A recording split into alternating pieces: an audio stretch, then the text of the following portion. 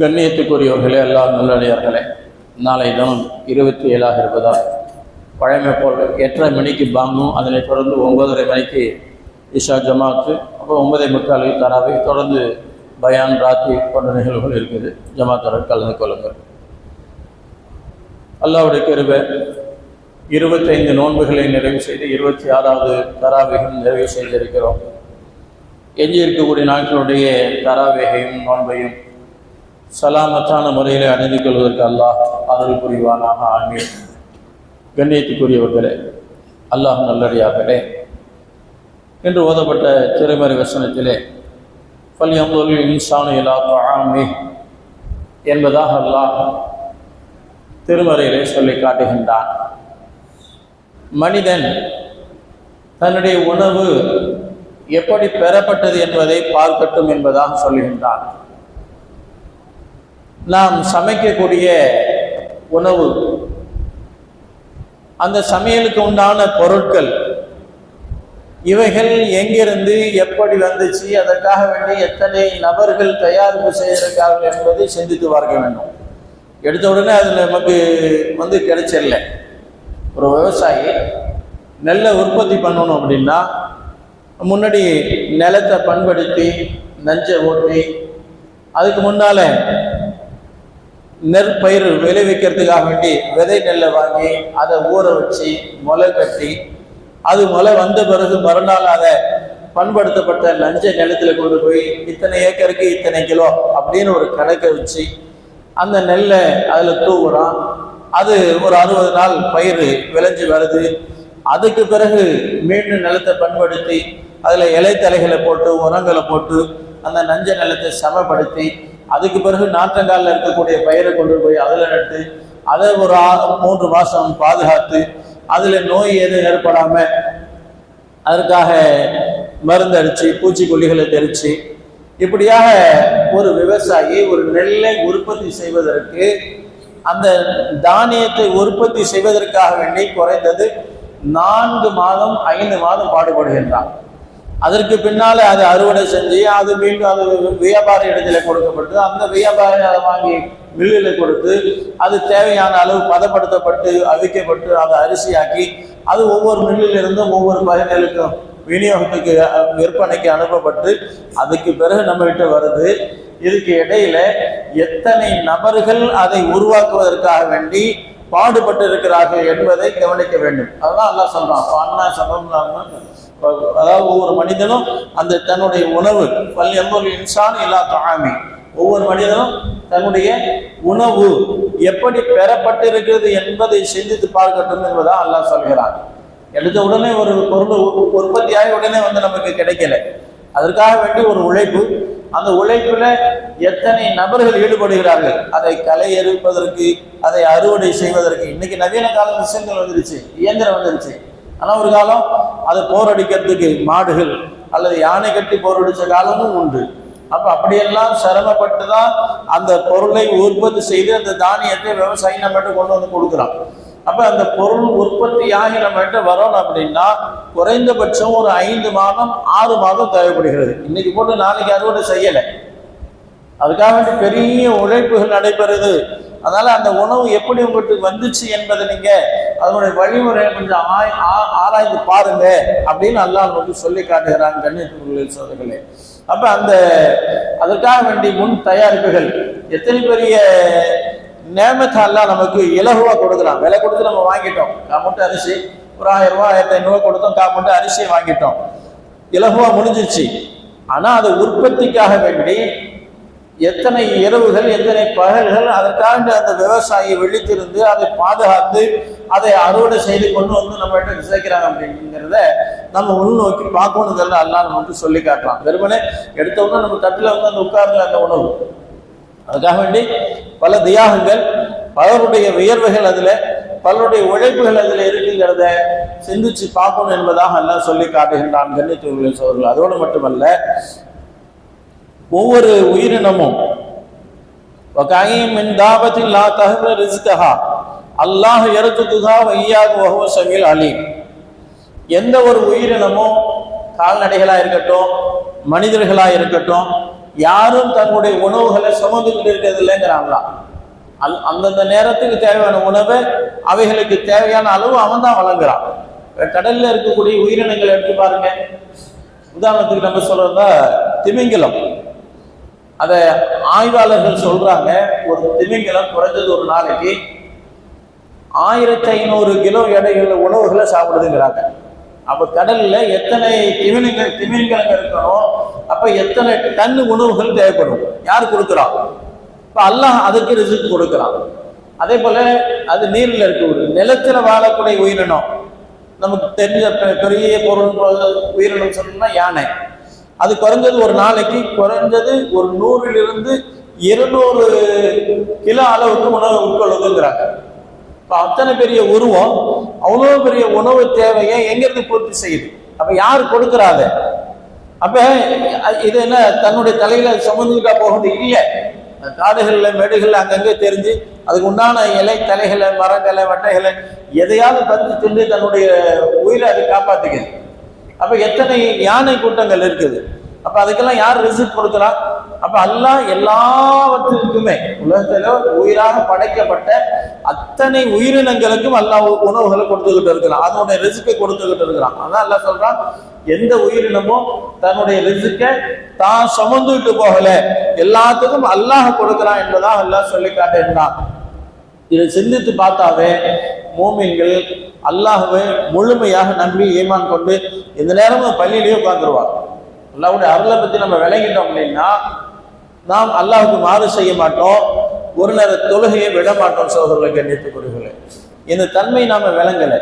அதே நேரத்தில் மாற்றார்கள் சிந்தித்து பார்த்தாங்க அப்படின்னா இஸ்லாத்துக்கு வந்துடுவாங்க. யாரும் இணை வைக்க மாட்டார்கள், சிலை வணக்கத்துல யாருமே இருக்க மாட்டாங்க. ஆனா சிந்தித்து பார்க்கறதுல மனித சமுதாயம். அதுதான் அல்லாஹ் சொல்றான், ஒவ்வொரு உயிரினமும் அதனுடைய ரிஸ்க்கு யாரும் தலையில சுமந்துட்டு போகல, நாம கொடுக்குறோங்கிறோம். உதாரணத்துக்கு பாருங்க, கூடுகள்ல இருந்து வெளியே போகக்கூடிய பறவை இனங்கள் எப்படி போகுது? காலையில எழுந்து போகும்போது வயிறு நிறைஞ்சா வெளியில போகுது இல்லை, இறை தேட வெறும் வயிற்றோட தான் காலியா தான் வெளியில போகுது. ஆனா மாலையில கூட்டுக்கு திரும்பும் போது வயிறு புடைக்க உண்டு தேவையான உணவை தேடிக்கிட்டு தன்னுடைய வசிப்பிடத்துக்கு வந்து அது ஓய்வு எடுக்கிறதுக்காக வேண்டி தன்னுடைய கூட்டுக்கு வருது. அந்த பறவைகள் எப்படி வருது? வயிறு நிறைஞ்சு வருது, பசிப்பட்டியோட வர்றதில்லை, வயிறு நிறைஞ்சி தன்னுடைய கூட்டுக்கு வந்து அடைகிறது. அப்ப அது எங்க உணவு தேடி வெளியில போனிச்சதை விட தான் சுமந்துக்கிட்டு எங்கேயுமே போய் உட்கார்ந்து அது சாப்பிடலை.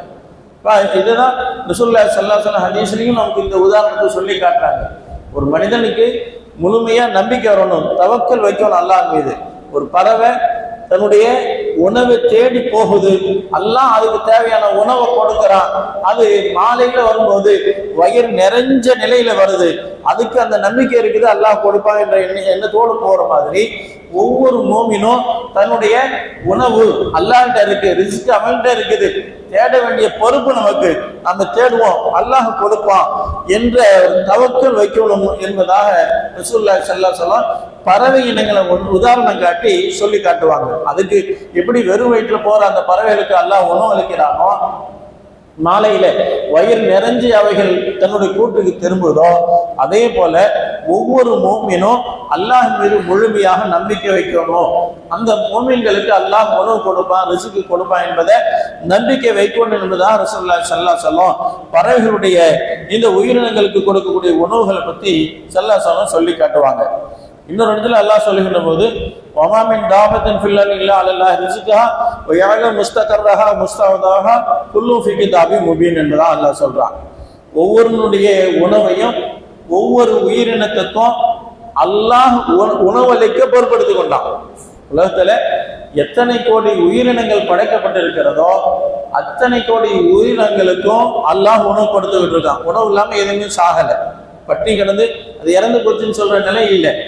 அல்லாஹ் எல்லா உயிரினத்துக்கும் உணவு கொடுக்குறான். அதோடு மட்டுமல்ல, அது எங்கே போய் அடங்கும், எந்த இடத்துல அது தரிப்பட்டு தங்கும் என்பதையும், அது எங்கே இறந்து அடங்கும் என்பதையும் அல்லாஹ் அறிவான் என்பதாக சொல்லி காட்டுகிறான். இப்படி கண்ணியத்துக்குரிய சகோதரர்களே, உணவு என்ற விஷயத்தில, ரிஸ்க் என்ற விஷயத்தில பார்த்தோம் அப்படின்னா உலகத்துல கோடான கோடி உயிரினங்கள் இருக்குது. இப்ப நம்ம இந்த டிஸ்கவரி சேனல்லாம் பார்த்துருப்பீங்க, ஒன்றை அடித்து ஒன்று சாப்பிடுது, ஒவ்வொன்றுக்கும் ரிஸ்க் எல்லாம் அப்படி வச்சிருக்கிறான். ஒண்ணு இன்னொரு கீழே கிழித்து சாப்பிட்டு அடிச்சு அது உயிர் வாழுது, இன்னொன்னு இறந்து போகுது.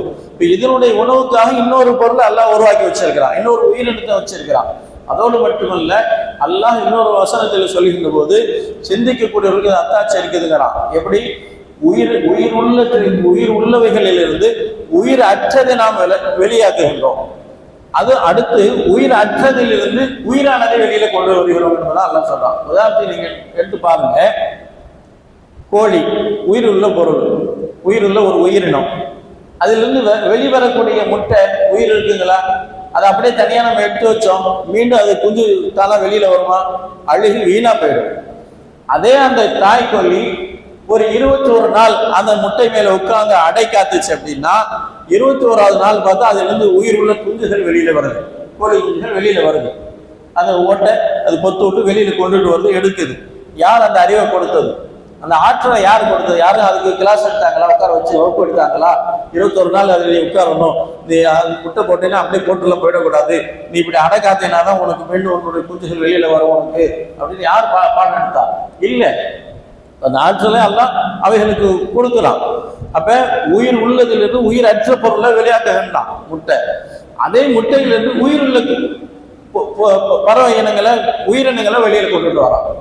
இப்படி அல்லாஹ் தன்னுடைய அத்தாட்சிகளை இந்த சமூகத்துக்கு நிறைய காட்டிக்கிட்டு இருக்கான். அதே போல உணவுப் பொருள்கள்ல தானியங்கள் எடுத்து பாருங்க. நெல் ஒரு விதமான பயிரா இருக்குது, கோதுமை ஒரு விதமா இருக்குது, அதே போல கம்பு, சோளம், கேழ்வரகு, இந்த மாதிரி உணவுப் பொருட்கள் ஒவ்வொன்றும் ஒவ்வொரு விதமா இருக்குது. ஆக எல்லாம் மனித இனத்துக்கு பயன்படக்கூடியதாக அல்லாஹ் வச்சிருக்கிறான். அது ட்ரையான பொருள் மாதிரி இருக்குது, ஆனா அது தேவையான அளவுக்கு பதப்படுத்தி அதை அரைச்சி மில்லில் கொடுத்து நாம தூய்மைப்படுத்தி மாவாக வேணா வச்சுக்கிறோம், அல்லது அரிசியா வேணா எடுத்துக்கிறோம், புழுங்கலாகவோ பச்சை அரிசியாகவோ, இப்படி நம்முடைய உணவு தேவைக்கு என்னென்ன முறையில வேணுமோ அதை நம்ம பதப்படுத்திக்கிறோம். ஆனா அல்லாஹ் தஆலா ஒவ்வொரு விதமான பொருளையும் அந்த பூமியிலிருந்து உற்பத்தி செஞ்சு கொடுக்கிறான் மனிதனுக்கு. மனித இனம் வாழ்வதற்கு உண்டான எல்லா தானிய வகைகளையும் இந்த பூமியில அல்லாஹ் உற்பத்தி ஆக்கி கொடுக்கிறான்.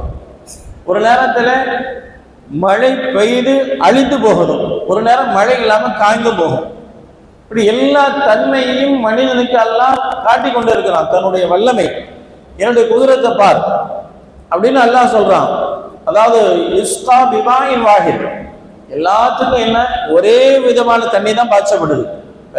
தென்னை மரம் இளநீ எவ்வளவு தித்திப்பா இருக்குது, அதுக்கு யாரு சக்கரை போட்டா? கரும்பு இனிக்குது, யாரு சக்கரை போட்டா? மிளகா காரமா இருக்குது, ஒரே தண்ணி தான் பாய்ச்சப்பட்டுச்சு. ஆனா விதவிதமான தன்மைகள் எல்லாம் கொடுக்கிறான். ஒவ்வொன்றிலிருந்தும் ஒவ்வொரு விதமான ருசிகளை அல்லாஹ் உண்டாக்கி காட்டுறான். தன்னுடைய வல்லமையை அதெல்லாம் வெளிப்படுத்துகின்றான், மனிதன் சிந்திச்சு பார்க்கணுங்கிறதுக்காக வேண்டி.